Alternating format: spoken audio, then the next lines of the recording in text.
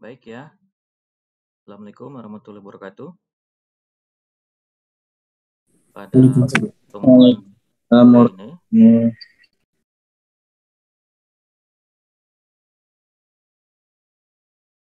pertemuan sore ini, ya, pada pertemuan yang pertama ya, ini kita bicarakan tentang terkait pembahasan dari sisi etika bisnis ya.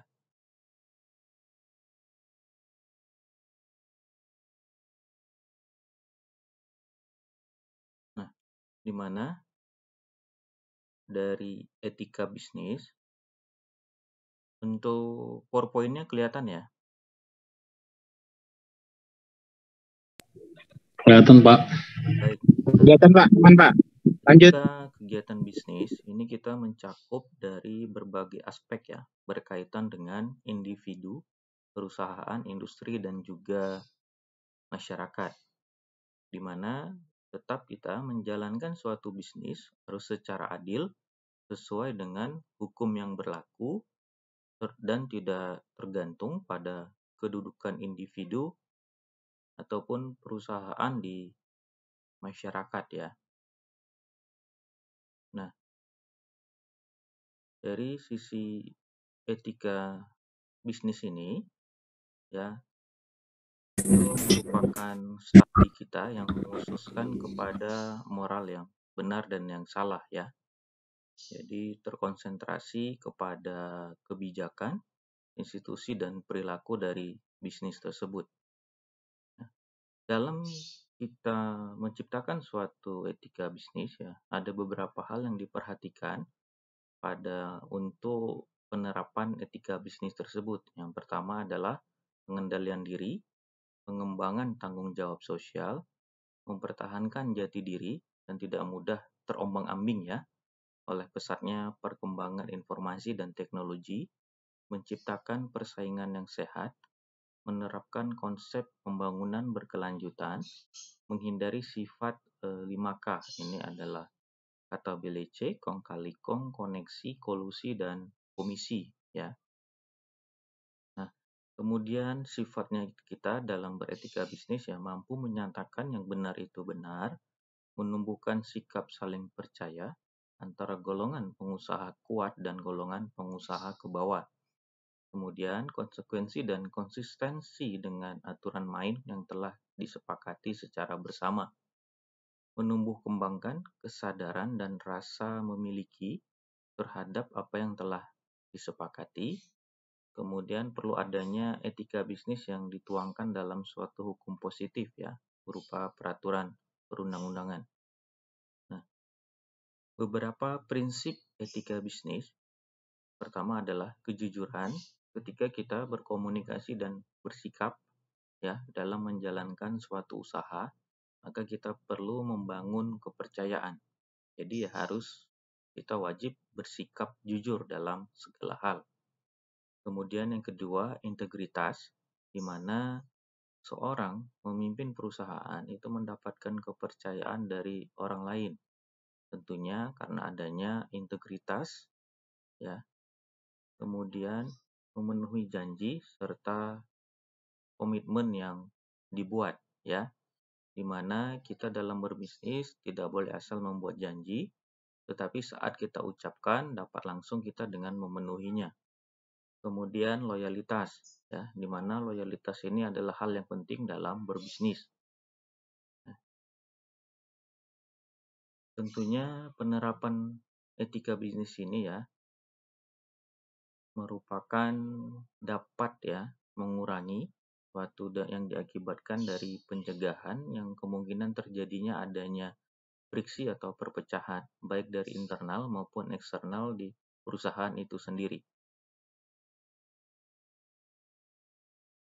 Nah, beberapa prinsip etika bisnis itu ada prinsip otonomi, kesatuan, kehendak bebas, dan kebenaran ya.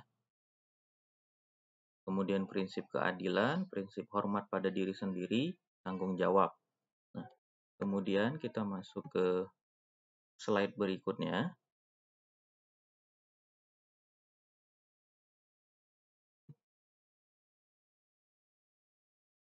Baik, bentar dulu ya.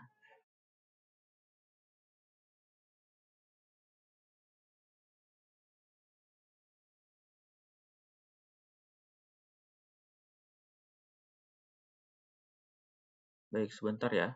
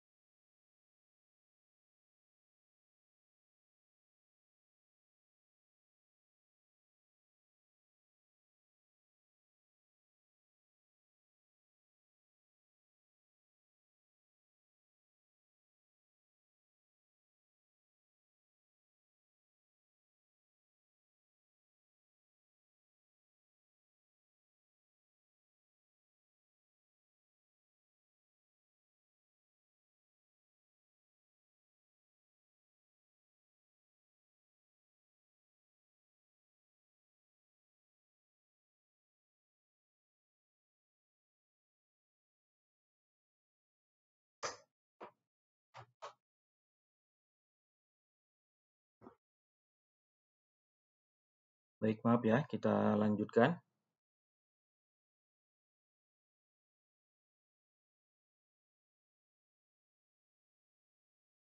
Nah, untuk kita pertemuan yang selanjutnya, pembahasan yang materi ke-6 ya.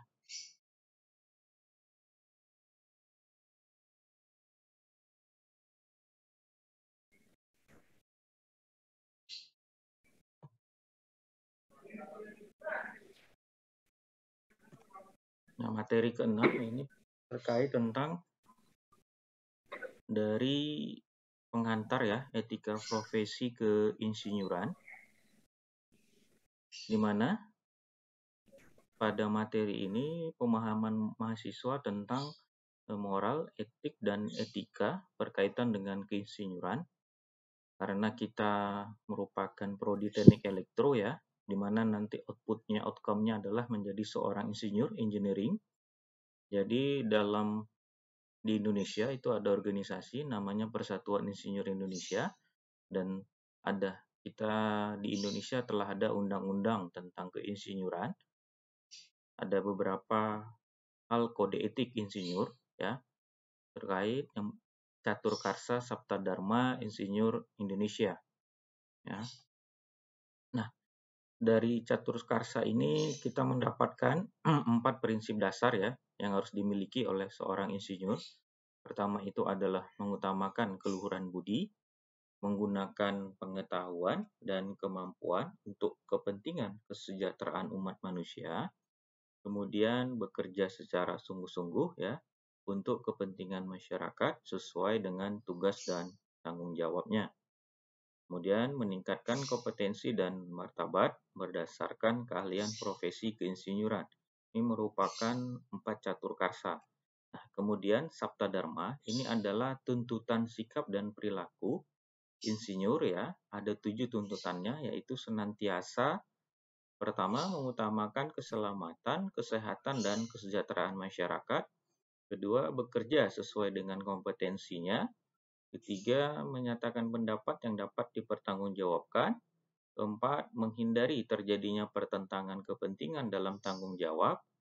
Kelima, membangun reputasi profesi berdasarkan kemampuan masing-masing. Keenam, memegang teguh kehormatan, integritas, dan martabat profesi. Ketujuh, mengembangkan kemampuan profesionalnya. Jadi ini adalah 7 tuntutan sikap ya, yang termuat di dalam Sabta Dharma. Nah, misalnya contoh uraian Catur Karsa Sabta Dharma ini adalah ya tindak lanjut dari kita menerapkan kode etik dan etika profesi insinyur, di mana kita harus selalu konsisten ya melaksanakan kemampuan profesi kita, misalnya dalam keahlian teknik elektro untuk kepentingan sosial dan masyarakat ya. Nah, di mana kita sebagai pemimpin kerja